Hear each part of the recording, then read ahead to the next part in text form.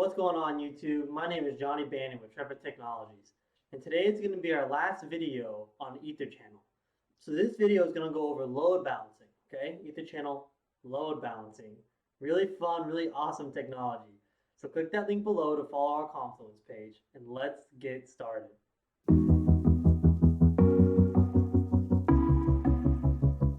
Alright guys, so first things first, click that link below, bring up our Confluence how-to page.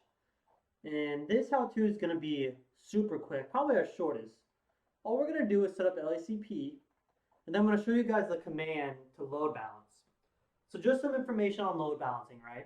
If we have 4 ports right there, that means each port's taking 25% of the flows between switch to switch.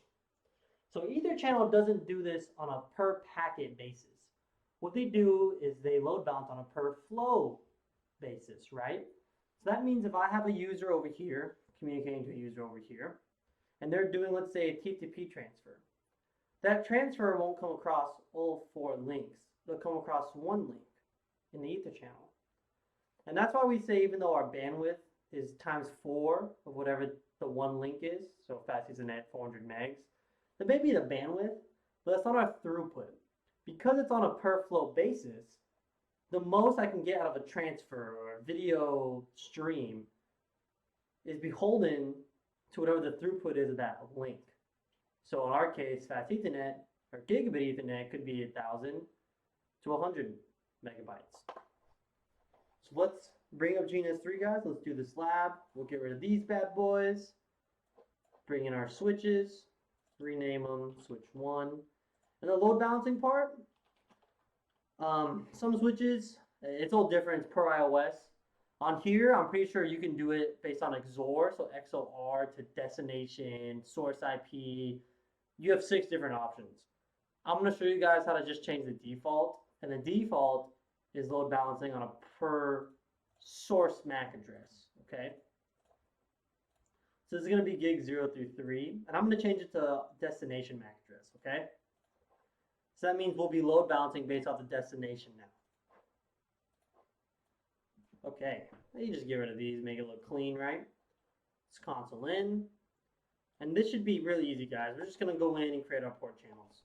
So we know we bundle in the member interfaces first, then we get into port channel and do our configuration. Do logging synchronous. If you've been watching my videos, you know this will stop those 6 log messages from interrupting us. We're going to get into our member interfaces, right? The physical interfaces that are to be bundled. We'll just do active, LACP, too easy, right? I want to change the host name just so I can get a clearer picture. Turn off the interrupting syslog messages. Yep, we're going to get an error because we have not configured the other side yet. Do 3, come on now. Channel group 1. Mode active, which means LACP. Active, of course, being the negotiation of LACP, and it's actually going to be sending messages. It's not going to be waiting for them. It's going to be sending and receiving, okay? Those LACP negotiation messages. So now, let's go into our port channel. Go into both. I guess let's just do one at a time, right? Switch port trunk.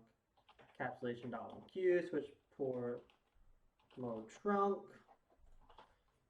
And this, we don't need to do this, guys. I'm just doing it because usually this is what a port channel is for, right? Because you trunk between switches. Let's see. Suspended. So I don't know why. As you guys can tell, when I did this, my LACP Etherchannel, it worked. And now it's telling me there's an issue because the port channel is .1Q. The trunking cap of gig 0 is auto, right?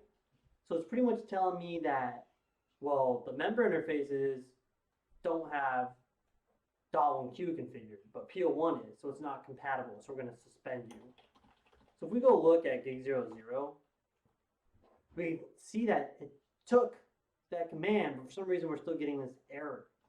So even if we do switch port mode trunk, we redo it on the actual port channel, we're still going to get this error.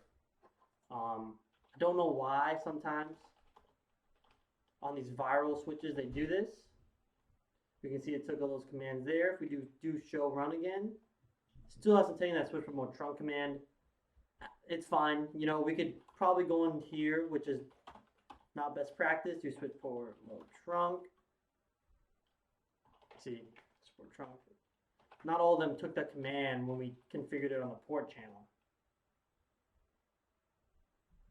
So now it's compatible. Now the port channel is up. Do not think that this is a typical troubleshooting step, guys. Pretty sure this has everything to do with GNS3 because Cisco's best practice is to do configuration on the port channel to be sent down to the member interfaces.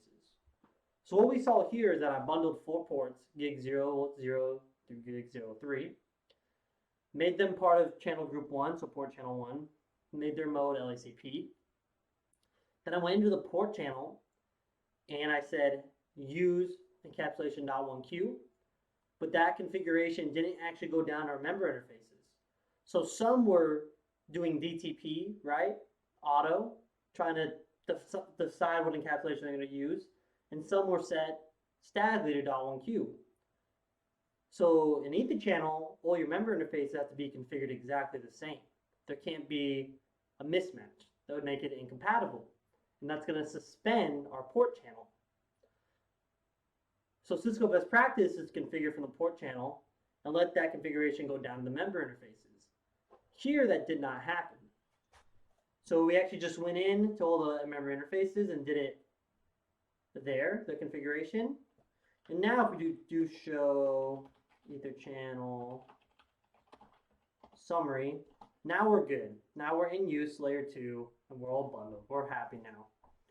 But now for what we came for, right? So you actually go to global config. I believe the command is port channel load balance. And now let's just change the default. We're going to do load balancing based on destination MAC. And that is it, guys. That's all there is to it. Of course, do it on the other side. Destination MAC. Alright guys, so this video we saw a little bit of troubleshooting, right? That's why I love doing these videos live, so you can actually see my thought process and actually going through and troubleshooting something on a network. So I hope you enjoyed viewing, I hope you learned something.